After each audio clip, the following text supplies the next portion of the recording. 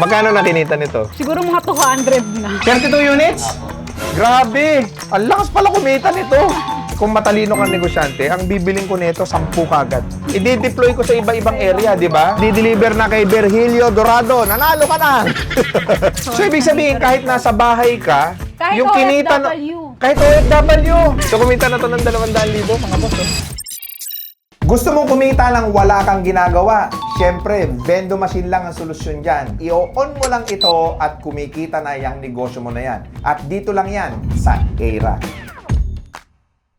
Ngayon, i-demo sa atin ni Boss Aaron kung ano nga ba itong mga produkto na ito. So, unahin muna natin dito, Boss. Ano ba to? Piso Igib, boss. I-retail natin yung inyong gripo. Dito maghuhulog lang sila kung magkano, halimbawa 5 piso isang timba. Hindi mo nababantayan kahit madaling araw mag-igib. Okay na. Doon sa mga lugar na wala pang access lahat sa tubig, ito yung pinakamagandang negosyo, mga boss. Piso Igib ang tawag dito. Hulog ka ng piso, bibigyan ka nila ng isang timba. Oo. Ito naman, ano naman to, boss? Ito naman yung latest namin, yung 4-in-1 bendo. 4-in-1 kasi meron na siyang piso wifi, e-loading, cash in, at pwede ka na rin magbayad ng bills So, ibig sabihin, 4 na negosyo, sa isang machine. magka-cash in ako halimbawa sa MoneyPay.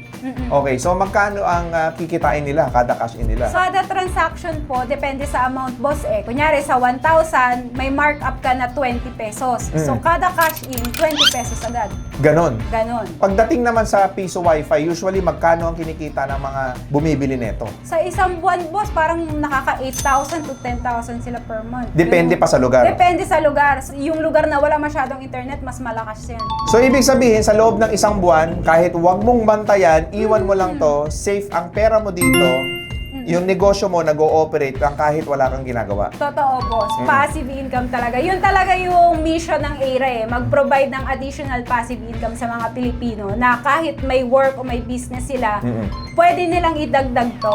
Okay. Ito, ano naman to? 4-in-1 din to, boss, pero ito naman ay tabletop or mga wall mount. So, pwede natin siyang idikit sa pader.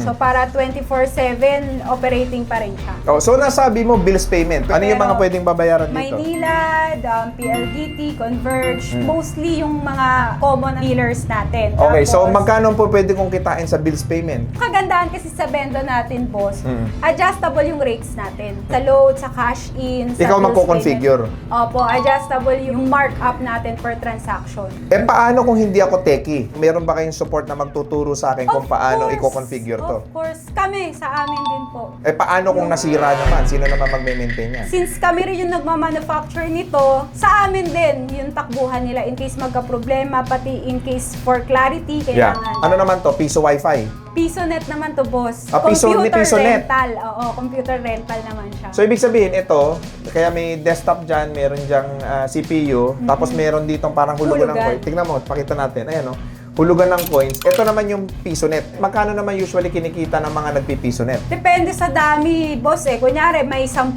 unit ka, baka sa buwan mo 40,000. Ganon? Depende sa dami ng units. Ito, bakit e-loading machine lang ang nakasulat dito? 3-in-1 naman to, boss.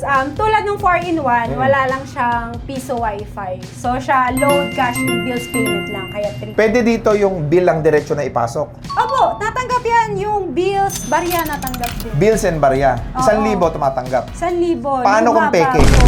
Iluluwa niya, boss. High-tech na tong bill acceptor natin. Okay, so pag talagang, peke, iluluwa niya.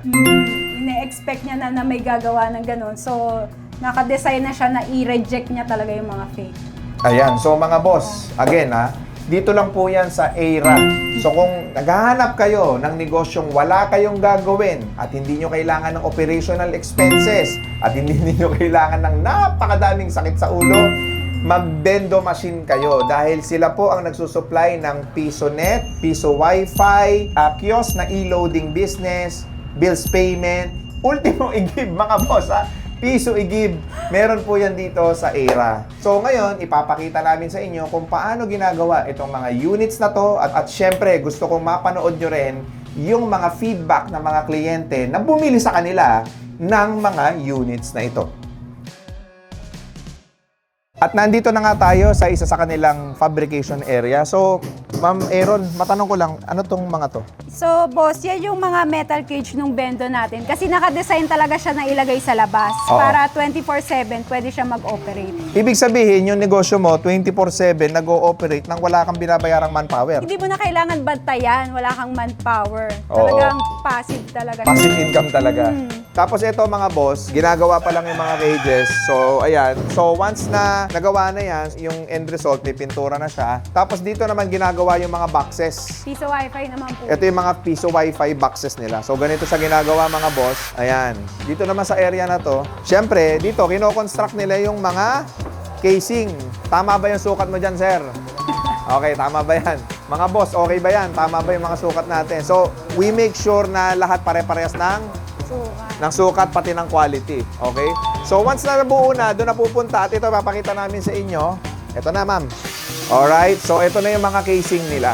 So, ito po yung warehouse natin ng mga box. So, piso wifi, yung 4-in-1 natin, e-loading. So, yan, ito yung sa mga standee natin. Kapag may order po, dadalhin na natin yan doon sa assembly, gagawin, i-assemble siya, ite-testing, tsaka isi-set up po. Ngayon, pupunta naman tayo doon sa kanilang assembly area. Ngayon, nandito tayo ngayon sa assembly area. So, ma'am, pakipaliwanag nga ano yung ginagawa nila. So, dito po is ito, ina-assemble isa-isa yung parts sa loob. Yan. So, ito yung sa 4-in-1 natin. Tapos, ito sa piso wifi. Dito naman sa area na to, siniset up natin yung configuration, pati testing. Okay, sige, pakita natin. So, hulugan nga natin ng barya, boss. Halimbawa, bigyan mo nga ako ng 200 pesos na load. Hindi ko na muna babayaran, ha? Pwede ba utang yan? Okay. Pwedeng regular load, pwedeng may promo, boss. Sige, kunin natin yung, sige, loadan mo. Ayan. 50. Tsaka ang ganda, touchscreen na, mga boss, ha? Touchscreen na. 50, niload na ng 50. Ayan na, ayan na. Tapos, yung 50, kailangan nila maghulog ng Maghuhulog. 55. Yung 5 piso, tubo na po nila. 55 ang kailangan ihulog. So, 50 hinulog, plus, kulang pa na 5 piso. Ito na yung tubo nung machine. Opo. Grabe!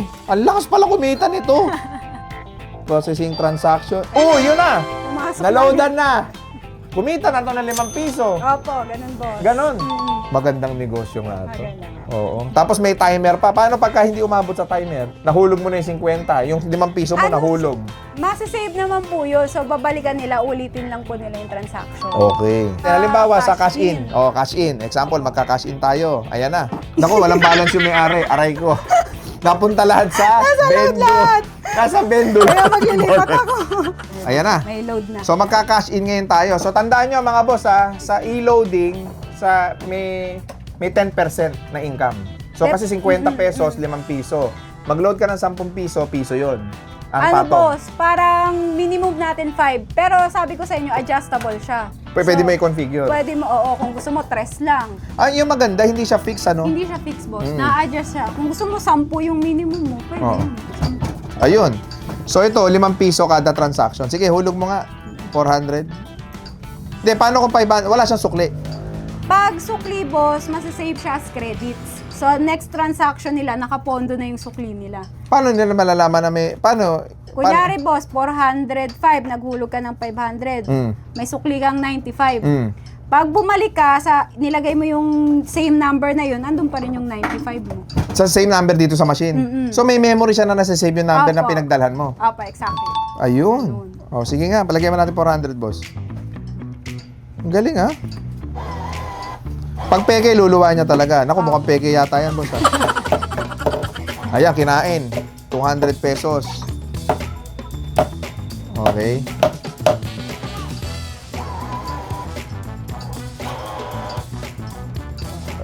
Okay. Ayan na. 5 piso. Oh, processing.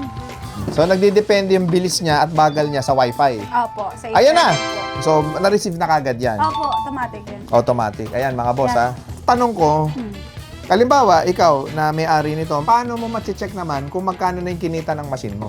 Ayun, so boss, meron siyang application, boss. So kahit nasaan ka, basta may internet ka. So, ibig sabihin, si Aira, may sarili kayong app. Opo, meron po. Si The Ang Fox galing! Tech po. Yun, eto boss, kunyari Ito, yung... itutok natin. Pakita natin sa Yan, phone. eto yung remaining balance nyo. Oh, yan. Yung transactions. So, ibig sabihin, nandito rin kahit po. nasa bahay ka, Kahit yung kinita... OFW. Kahit OFW. Makikita nyo to. Ha? Opo, boss, basta may internet. Oo nga, no? Oo. So, yung investment nga rin po ng mga OFW yan sa pamilya nila. Ayun. So, ibig sabihin, sa cellphone mo, makikita mo magkano na kinita. Kinita. Opo, nung boss. machine. Opo. Ang gandang negosyo nito. Ito, ang dami nang kumuha ng machine sa inyo. So, yung kumuha sa inyo ng 5, magkano na kinikita nila? Siguro sa isang buwan, mahina 30 dun. Sino yan? Yan, sila Gerson, sila Alex, sila Norien, si Evelyn, Ayun. mga favorite customer ko. Yan. So, yan, paulit-ulit na silang bumibili sa inyo. Opo. Kumbaga, naghahanap din sila ng pagpupwestuhan bago nabili po sila. Ayun, so yun ang diskarte mga boss ha. Maghanap kayo ngayon sa lugar ninyo ng tambayan, ng toda, ng terminal, ng kainan, ng barbershop, ng salon, anything na pwesto. So kausapin nyo yung may-ari. Ma'am, uupa ako sa inyo. Isipin nyo to mga boss ha, yung area na yan, patay na yan or hindi nila pinakikinabangan. Pero kayo po pwede kayo mag-offer sa kanila. Halimbawa, magrenta lang sila ng 1,000, 2,000 kada buwan. Magkano usually kinikita ng isang machine? Pag mas matao, boss, baka mga 20 to 30. Oh, Ma'am. isipin mo kung uupa ka sa commercial space nila. Hindi sa'yo ha, nila. Eh di, 1,000 lang binabayad mo, kumikita ka na 8,000. Wala ka pang manpower, wala kang sakit sa ulo. Tama. Ang ganda negosyo nito. Totoo, boss. Oo. Boss Aaron, sakto. May dumating tayong client dito. Ano Suki. pangalan, boss? Gerson po. Magkano na kinikita nila? Mahina 30 dun. Sino yan? Yan, sila Gerson. Gerson po. Gerson, ilan na yung vendo machine mo? Oh, ano na po, 32. 32 units? Apo. Hayop! Okay. 32 units. Sa magkano kinikita mo buwan, boss? Atin natin lang naman. Kung isang buwan po, nasa siguro mga 80. Ganun po, 80. Buwan. Di ang konti lang halos ng ginagawa mo, boss. Po, hindi naman po siya maintenance. Oh, hindi siya Apo, ma-maintenance. hindi siya Oh. ma-maintenance. Ngayon, boss, sa lahat ng mga gustong kumuha ng unit natin, no? Ma-advise mo ba sa kanila na kumuha ng Aira na mga piso wifi, piso net, bills payment, etc.? Apo, talagang the best po ito. Dito po ako nag-umpisa kay Aira. At ngayon kumikita ka na ng mahigit sa 80,000 buwan-buwan. Apo, mahalata na po yung ano ko yung Ayan na. So ngayon nakita nyo na kung paano pina-fabricate, kung paano ginagawa itong mga kiosk na to, itong mga booths na to. O ito maganda. Meron kaming magandang offer para sa lahat ng business owners. Kung ikaw ay may multiple branches, you can get 5 units, 10 units. Imaginein mo ito. Kung meron kang restaurant na meron kang franchising business, na yung franchise mo umaabot na halimbawa ng 5, 10 branches o higit pa, may extra ka pang pagkakakitaan dyan sa commercial space mo, dyan sa restaurant mo, dyan sa salon mo, dyan sa barbershop mo. Basta't meron kang space, pwede tong negosyo na to. For 5, for 10 units, and more, no? Pero, para dun sa gustong kumuha ng isahan, magkano ang unit na piso igib? Piso i-give po, 5,000 lang yun, boss. 5,000 pesos, may negosyo ka na. Yung tubig, pagkakitaan mo. Yung igib-igib dyan sa lugar ninyo, ayan na, ang piso igib. Pagdating naman dito, magkano to, boss? Ito, boss, 55,000 na itong 4-in-1 natin. Pero pag kumuha ng mas marami, syempre makakakuha Siyempre, ng may discount. Ayan, Oo, alright? pag-usapan natin. Ito naman walang piso wifi, magkano? 43. 43,000 din. 43. Ang nawala sa kanya, yung piso wifi. Piso wifi lang. Okay. Pagdating sa piso net per unit natin, magkano, ma'am? Nasa 21,000. 21,000 Complete kasama, set na. complete set na yon. Okay. Ito na yung hinahantay ninyong negosyo. Pinuntahan pa namin dito sa Cavite yan. Pakalayo, di ba? So, paano kanila kukontakin, ma'am? Pwede nyo kaming message dito sa Facebook namin, Aira Piso Wi-Fi and Piso Net. Sa TikTok naman po, Aira Computer Center. Or call our number 0935-1627-383. Ayan, so sa lahat ng gusto ng negosyo, ng walang ginagawa, vendo machine lang ang solusyon dyan, mga boss. Ito ang legit na passive income. With that, maraming salamat and God bless sa inyong lahat.